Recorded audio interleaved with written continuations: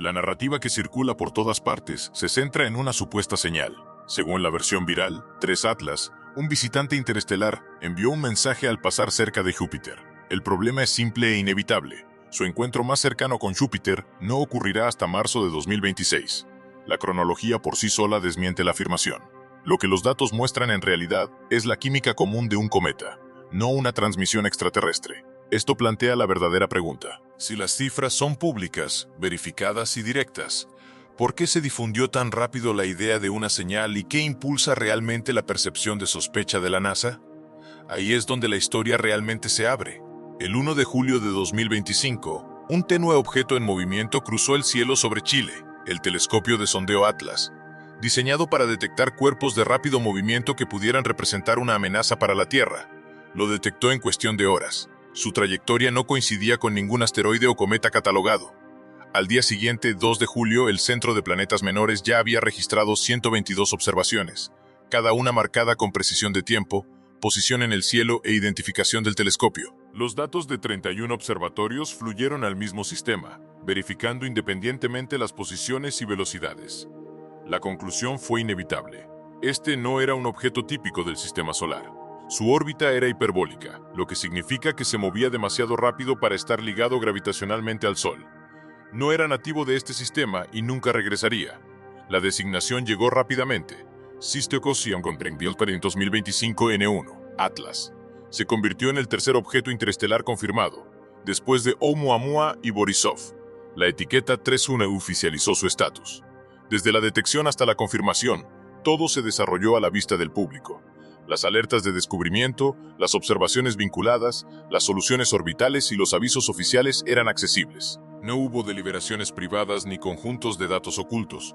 Cualquiera podía rastrear la secuencia paso a paso. Los registros diarios del proyecto Atlas mostraban marcas de tiempo e imágenes del cielo sin procesar, mientras que las circulares del Centro de Planetas Menores exponían los cálculos, las incertidumbres y la creciente confianza a medida que llegaban más datos. Nada en aquellos primeros días se asemeja a un encubrimiento. El proceso era sistemático y casi aburrido en su rigor. Cada nueva medición refinaba la órbita. Cada confirmación reforzaba la clasificación interestelar. A los equipos de sondeo en Chile le siguieron observaciones desde Sudáfrica, Australia, Hawái y Europa. Estos astrónomos no perseguían especulaciones. Enviaban coordenadas, valores de brillo y vectores de movimiento. El sistema está diseñado para suprimir rumores, no para alimentarlos, y para dejar que las matemáticas hablen por sí solas.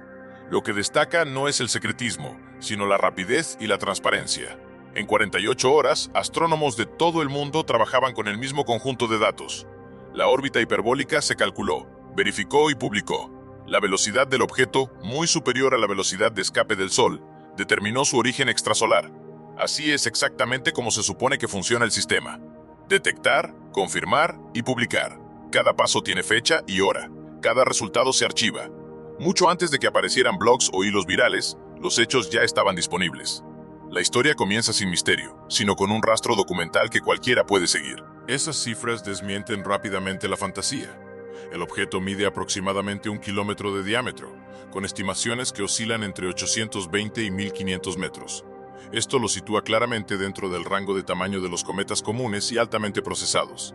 Su densidad, de alrededor de 0,5 gramos por centímetro cúbico, coincide con la estructura laxa y frágil observada en los cuerpos helados más antiguos de nuestro sistema solar.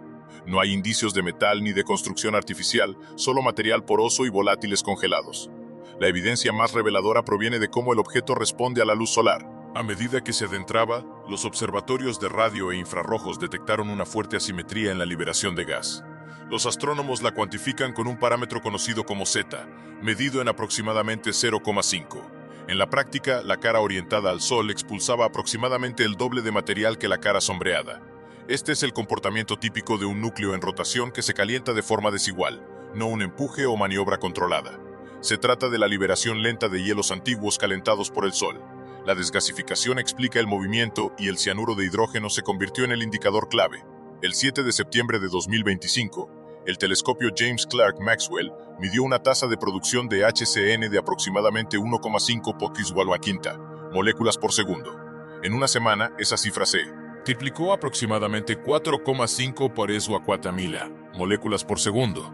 Esto corresponde a casi 2 kilogramos de cianuro de hidrógeno, escapando cada segundo a medida que el cometa pasaba a 2,3 unidades astronómicas del Sol. Esta tendencia es exactamente la que los científicos esperan a medida que un cuerpo frío se acerca al perihelio. No se observó ningún patrón, ninguna modulación ni estructura que sugiriera una señal, solo química respondiendo al aumento de la energía solar.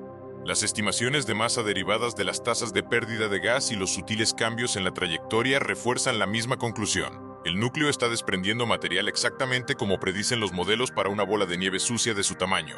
El perfil de desgasificación no deja espacio para motores, cavidades ocultas ni respiraderos artificiales. Si hay algo destacable aquí, es lo ordinario que parece el objeto una vez medido. Cada parámetro, tamaño, densidad, emisión de gas, composición molecular, coincide con las expectativas para un cometa formado en las frías afueras de otro sistema estelar. Los datos son públicos. Los métodos son estándar. 3 Atlas es una reliquia, no una sonda. La siguiente prueba fue si la química de su coma contaba la misma historia. Durante semanas tras su identificación, el cielo de radio permaneció en calma. Las primeras búsquedas en torno a 1,6 GHz no detectaron nada más allá del ruido de referencia. Las observaciones del 20 y 28 de septiembre produjeron espectros en blanco. El cometa aún estaba distante y frío, demasiado lejos del Sol como para que el hielo de agua se desintegrara y liberara radicales detectables. La química aún no se había activado. Esto cambió a finales de octubre. El 24 de octubre, los receptores detectaron tenues características en 1665 y 1667 MHz. Las frecuencias clásicas asociadas con el hidroxilo. Fundamentalmente, estas aparecieron como absorción, no como emisión. La absorción significa que la coma absorbía la radiación de radio de fondo en lugar de generar la suya propia. Esto es exactamente lo que ocurre cuando la luz solar comienza a disociar las moléculas de agua, liberando radicales portadores de oxígeno en una nube de gas aún fría. El cometa se movía, pero apenas. Las observaciones posteriores del 4 y el 6 de noviembre mostraron el mismo comportamiento, con una absorción que se intensificaba a medida que el objeto se acercaba al perihelio el 29 de octubre. Cada medición rastreó el aumento de temperatura previsto a medida que el cometa se acercaba a aproximadamente 1,4 unidades astronómicas del Sol. La curva de calentamiento se registró directamente en el espectro de radio. Luego el patrón cambió. Durante la segunda semana de noviembre, las observaciones de los días 11 y 12 mostraron que esas mismas frecuencias se transformaban en emisión. La coma había cruzado un umbral. La energía solar había inyectado suficiente excitación en el gas como para que los radicales comenzaran a emitir las mismas ondas de radio que habían absorbido previamente. Esta transición de absorción a emisión es un indicador bien conocido del aumento de la actividad cometaria. No se trata de un destello o evento único, sino de una evolución gradual que refleja el entorno cambiante del objeto. No se observaron bandas estrechas, portadoras pulsadas ni señales artificiales, solo la progresión fluida esperada de los procesos naturales. Las líneas de hidroxilo a 1665 y 1667 MHz se encuentran entre las señales más comunes en los estudios de cometas. No son mensajes ni códigos, son los subproductos inevitables del vapor de agua descompuesto por la luz ultravioleta del Sol. A medida que un cometa se acerca al Sol, el H2O se sublima desde el núcleo, formando una coma. La radiación solar divide algunas de esas moléculas, dejando radicales de hidrógeno e hidroxilo que interactúan con el campo de radio circundante. Al principio, cuando el gas es denso y frío, predomina la absorción. A medida que continúa el calentamiento, la emisión asume el control. El 24 de octubre de 2025, las características de absorción coincidieron con precisión con la velocidad prevista del cometa, lo que confirmó la precisión del seguimiento y la sintonización. Esto se vio reforzado por un máser de OH natural de una estrella variable en el mismo campo, que apareció en emisión a las mismas frecuencias y sirvió como comprobación de calibración integrada. La absorción del cometa y la emisión de la estrella coincidieron en los datos, y cada una se comportó exactamente como dicta la física. Se descartó cualquier error instrumental. La secuencia fue clara. Sin señal de hidroxilo en septiembre, absorción a finales de octubre, emisión a mediados de noviembre. Todo ello sincronizado con el viaje de aproximación del cometa y el aumento de temperatura. Nada en esta progresión sugiere intención o diseño. Las líneas espectrales son amplias y difusas, no nítidas ni codificadas. Siguen los modelos de desgasificación natural, con notable fidelidad. Lo que la gente interpretó como una señal es simplemente química en tiempo real. Es un registro de los estados de agua, hielo, luz solar y energía molecular en respuesta a un entorno cambiante. Los datos no sugieren una señal, documentan un proceso. Detectar la señal de hidroxilo es una confirmación crucial de que 3 Puembra Atlas se comporta exactamente como un cometa. Estas líneas son una huella química, no una forma de comunicación. La comprobación de calibración interna del instrumento, utilizando una fuente máser conocida, confirma la autenticidad de la medición, y la precisa coincidencia de velocidad vincula la señal directamente con el propio cometa. Esta no es la primera vez que un proceso natural se malinterpreta como un mensaje. En 2016, el cometa 266P Brigg-Christensen produjo líneas de hidroxilo que generaron una confusión similar hasta que se explicó claramente la química subyacente. El patrón se repite: un visitante poco común, una detección técnica y un público dispuesto a proyectar su intención sobre el ruido. Las señales de 3UMR Atlas no son diferentes. Reflejan vapor de agua, radiación solar y la física básica de un objeto del espacio profundo que pasa por nuestra región del sistema solar. La historia más reveladora es la rapidez con la que una firma química rutinaria puede replantearse como una señal, y cómo la evidencia sólida del espectrograma permite que la interpretación vuelva a la realidad. A los pocos días de que Atlas anunciara el descubrimiento, comenzó la búsqueda de cualquier elemento antinatural. El proyecto Breakthrough Listen respondió con rapidez, dirigiendo el Allen Telescope Array hacia 3 Fuentes Lowesville, Atlas, a principios de julio de 2025. La campaña de observación siguió un plan estándar pero riguroso, explorando el rango de 1 a 9 GHz, una banda con gran cantidad de transmisiones terrestres como redes móviles, Wi-Fi y otras fuentes conocidas. El objetivo era claro: identificar cualquier emisión persistente de banda estrecha que sugiriera tecnología en lugar de química. Andrew Simeon, quien dirige Breakthrough Listen, describió el esfuerzo como rutinario pero esencial.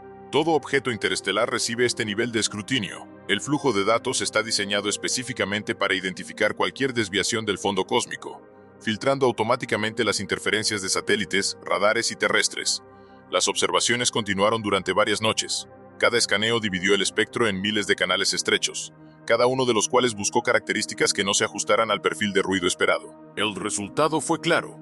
No se encontraron portadoras, estructuras repetidas ni picos inexplicables en los datos. En la investigación SETI, un resultado nulo no es un fracaso, es una limitación. Para 3UMR Atlas, significaba que, si existía alguna baliza, no transmitía en las frecuencias cubiertas o a niveles de potencia detectables por el conjunto. El resumen publicado lo indicaba claramente. No se encontraron emisiones artificiales. Los datos brutos, disponibles públicamente para su inspección independiente, contienen únicamente el tenue silbido del universo y el fondo difuso de la Vía Láctea. Este trabajo inicial estableció una línea de base limpia. La sensibilidad del Allen Telescope Array en julio de 2025 fue suficiente para detectar un transmisor que operaba a tan solo unos pocos vatios si se dirigía hacia la Tierra desde cientos de millones de kilómetros de distancia. La búsqueda abarcó las bandas estándar de SETI, incluyendo las asociadas con la famosa señal WOW, de 1977 y décadas de experimentos posteriores. Nada observado desde 3UMR Atlas se asemejaba a una firma tecnológica. Este paso no reaccionó a rumores ni titulares. Se integró directamente en el protocolo de respuesta a objetos interestelares. En cuanto aparece un objeto de este tipo, el sistema se activa. El resultado fue un barrido exhaustivo, sin detecciones, y un registro transparente, abierto al escrutinio. La siguiente fase exigiría una sensibilidad aún mayor y un instrumento más potente. Esa oportunidad llegó el 18 de diciembre de 2025, cuando el telescopio Green Bank concentró todas sus capacidades en 3UMR y Atlas. Con su antena parabólica de casi 100 metros, Green Bank es el radiotelescopio totalmente orientable más grande del mundo. Sus receptores escaneaban desde 1 hasta 12 GHz, cubriendo todo el rango donde se esperaría que destacaran, desde transmisores cotidianos hasta balizas de espacio profundo. El momento fue deliberado. Apenas horas antes del máximo acercamiento del cometa a la Tierra, la geometría era tan favorable como nunca lo sería. A una distancia de aproximadamente 1,7 unidades astronómicas, aproximadamente 250 millones de kilómetros, la sensibilidad del telescopio podía alcanzar fracciones de vatio. Cualquier emisión continua, incluso comparable a la de una bombilla doméstica, habría sido detectable en estas condiciones. El Instituto SETI consideró la observación como un objetivo de oportunidad de alta prioridad. Se examinó cada banda en busca de señales estrechas, estructuras repetitivas o cualquier elemento inconsistente con el ruido natural. El proceso de análisis es implacable. Se examinan miles de canales en busca de picos que no puedan explicarse por procesos astrofísicos conocidos. El proceso elimina concienzudamente satélites, reflexiones de radar y todas las fuentes de interferencia catalogadas. Lo que queda es una elección difícil entre una detección genuina y el silencio natural. El resultado fue inequívoco. No aparecieron portadoras de banda estrecha, pulsos modulados ni evidencia de emisión artificial. Todas las características identificables cumplieron con las expectativas: radiación de fondo, líneas de hidroxilo, tenues trazas moleculares y el fondo cósmico de microondas. Cada posible anomalía se relacionó con una fuente natural o se descartó como contaminación terrestre. Esta ausencia de detección no descarta cualquier escenario hipotético, más bien define límites. Si existe un transmisor, es intermitente, no está dirigido hacia la Tierra o funciona fuera de las frecuencias observadas. La búsqueda representó los límites de la tecnología actual, pero aún así fue solo una instantánea. Una noche, una alineación, una pequeña sección de un enorme espacio de parámetros. Lo que la sesión de Green Bank demuestra es alcance, no omnisciencia. Su barrido abarcó más terreno que cualquier intento anterior, pero el cielo sigue siendo vasto y el paso del cometa fugaz. La ausencia de una señal es una limitación, no un veredicto final. Las observaciones pueden continuar, pero la evidencia hasta el momento mantiene la narrativa anclada en la física bien entendida. Hielo, luz solar y química, en lugar de la intención, el diseño o la comunicación. A pesar de la precisión con la que se ha rastreado 3 Paintball Atlas, el calendario cuenta una historia muy diferente. El 21 de octubre de 2025, el objeto entró en conjunción solar. Desde la perspectiva de la Tierra, se deslizó detrás del Sol. Durante semanas, el resplandor del Sol abrumó a todos los instrumentos terrestres.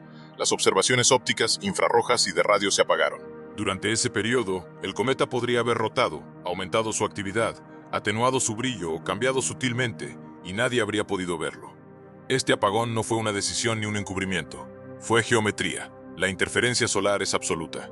Todo cometa importante y toda sonda espacial profunda se topan con el mismo silencio cuando el ángulo de visión colapsa. Las observaciones solo se reanudan una vez que la línea de visión se despeja, y para entonces el objeto ya ha evolucionado. Esa ventana perdida importa. Gran parte del debate viral sobre una señal supuestamente vinculada a Júpiter ignora un hecho fundamental. El encuentro con Júpiter aún no ha ocurrido. El máximo acercamiento a Júpiter está previsto para mediados de marzo de 2026. Hasta que llegue ese momento, todos los barridos de radio y las mediciones químicas representan las condiciones previas a cualquier interacción con el gigante gaseoso. No existen datos del periodo sobre el que se especula. No hay espectro, ni línea de emisión, ni ninguna característica de banda estrecha vinculada a Júpiter, porque el cometa no ha alcanzado ese segmento de su trayectoria. La cronología es pública e inequívoca. El perihelio se produjo a finales de octubre de 2025. El máximo acercamiento a la Tierra se produjo a mediados de diciembre de 2025. El sobrevuelo de Júpiter aún está a meses de distancia. Cualquier afirmación que relacione una señal con el paso de Júpiter simplemente está superando los hechos. Este no es un descuido trivial. La brecha observacional creada por la conjunción solar, combinada con la ausencia de datos posteriores a Júpiter, deja un vacío. Y los vacíos invitan a las historias. Cuando el registro se silencia, la especulación se intensifica. Un punto ciego técnico se convierte en un imán para la narrativa. La fase más esperada del viaje, la región influenciada por la gravedad de Júpiter y la posibilidad de cambios repentinos en la desgasificación, permanece sin observar. La única certeza por ahora es la brecha misma. Hasta que los telescopios recuperen una visión clara, cualquier afirmación sobre lo que ocurrió o no cerca de Júpiter es solo un marcador. El siguiente capítulo aún no se ha escrito. Los hechos aún están pendientes. La página oficial de la NASA sobre 3 Promai Atlas presenta los detalles confirmados. La fecha de descubrimiento, la trayectoria, la composición y la fuga hiperbólica del objeto del sistema solar. Incluye notas sobre la defensa planetaria, confirma el origen interestelar y enumera los observatorios que participan en su seguimiento. En ningún momento se menciona una señal, ni en los titulares, ni en el texto principal, ni en la letra pequeña. La agencia verifica el objeto, publica la órbita y sigue adelante. El silencio no es completo, es selectivo. Los datos están disponibles, pero el enfoque viral está ausente. Es precisamente en esa ausencia donde empiezan a crecer las sospechas. Cuando una agencia con la trayectoria y visibilidad de la NASA no se hace eco de una afirmación popular, algunos interpretan esa moderación como ocultación. La oficina de prensa no desmiente ni aclara un mensaje, no repite el rumor ni lo investiga. Para algunos, esa moderación parece evasión. Los hechos existen, pero el elemento más compartible, el que despertaría la atención en línea, nunca aparece en el registro oficial. Este enfoque no es nuevo. La NASA ha priorizado durante mucho tiempo la cautela en sus comunicaciones. Cuando la señal ¡wow! Captó la atención del público en 1977, las declaraciones oficiales se limitaron a detalles mensurables: frecuencia, duración y ausencia de repeticiones. No hubo especulación ni exageración. El mismo patrón se siguió con Oumuamua en 2017 y Borisov en 2019. La agencia informa lo que se puede demostrar y permite que el resto circule por sí solo. Con 3 anclas, esto significa un flujo constante de actualizaciones orbitales, análisis químicos y horarios de telescopios, y nada más. Sin embargo, Internet no funciona con restricciones. Una frase como señal detectada al pasar por Júpiter se propaga mucho más rápido que cualquier corrección técnica. El momento es erróneo, los detalles son inexactos, pero la narrativa persiste. La negativa de la NASA a amplificar el rumor se interpreta en algunos círculos como evidencia de supresión. La lógica se retroalimenta. Si la agencia no dice nada, debe estar ocultando algo. Si responde, legítima la afirmación. Las páginas de información pública se actualizan constantemente. Los registros del Centro de Planetas Menores permanecen abiertos. Pero la pregunta más viral queda sin respuesta intencionalmente. Dentro de la institución, el razonamiento es sencillo. Abordar las afirmaciones marginales les da peso. Ignorarlas corre el riesgo de malentendidos. La oficina de prensa opta por informar los hechos y evitar formar parte del circuito de amplificación. No hay memorandos filtrados, ni anuncios embargados, ni documentos que revelen pánico interno.